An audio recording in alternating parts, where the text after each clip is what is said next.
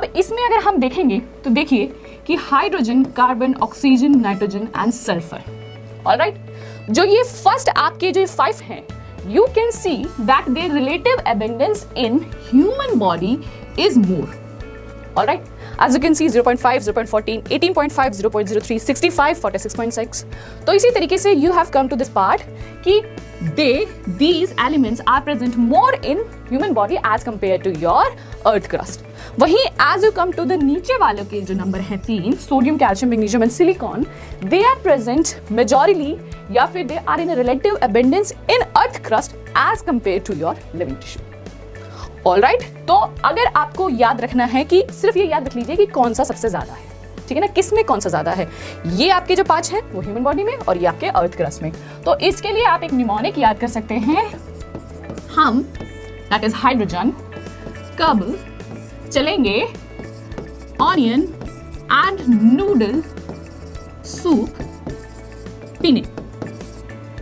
Alright, so if you remember this mnemonic, you can remember that yes, these are in relative abundance.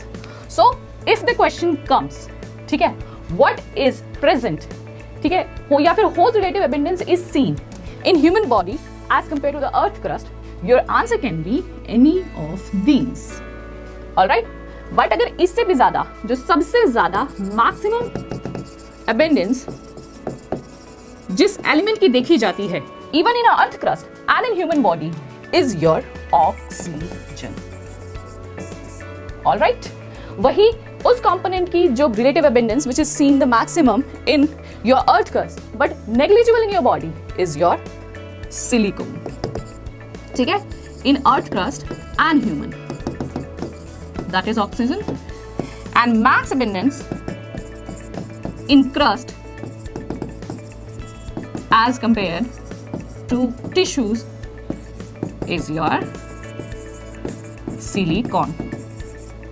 ठीक है, so with this we have understood कि कैसे हम ये trick याद करके this component याद कर सकते हैं। ठीक है, again I am telling you, please do not, alright, do not try to even याद करना कि ये सब पूरा इसका कितना कितना digits हैं। ठीक है, that will waste your time at this moment. So let's go, we are done with this, so let's go to your second, that is your average composition of cells.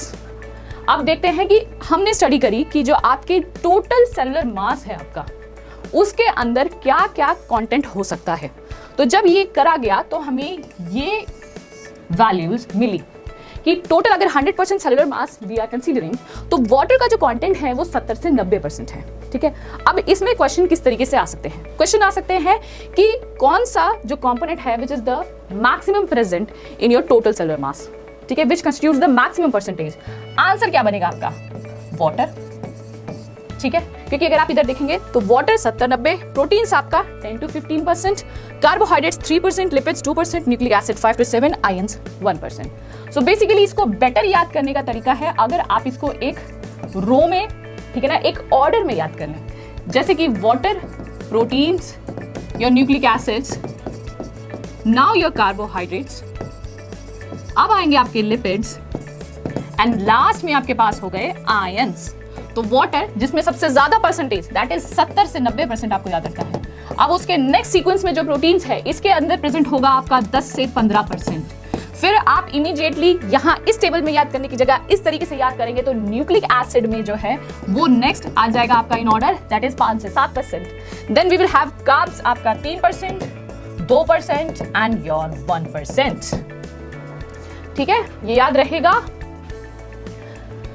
अब बेटा इसमें क्वेश्चन आ सकता है क्या कि अगर क्वेश्चन में demand है इनऑर्गेनिक कंपोनेंट की तो आंसर आएगा आपका वाटर। ठीक है, कि सबसे ज्यादा इनऑर्गेनिक कंपोनेंट या फिर सबसे ज्यादा मैक्सिमम परसेंटेज क्या होल्ड कर रहा है, और इमीडिएटली आंसर भी वाटर। लेकिन अगर क्वेश्चन की डिमांड है कि what is the organic component which holds the maximum percentage, तो ऑर्गेनिक कंपोनेंट्स में water would be the answer. Your answer will be immediately to the proteins, because proteins constitute, because proteins are organic.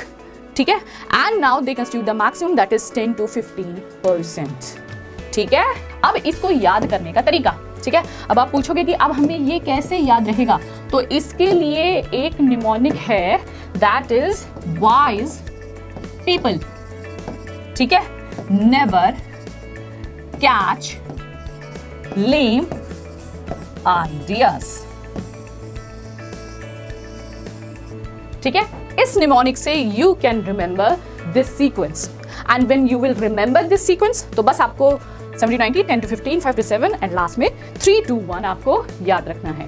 Just like I have told you, when you're talking about the organic compounds, then the protein constitutes the maximum amount.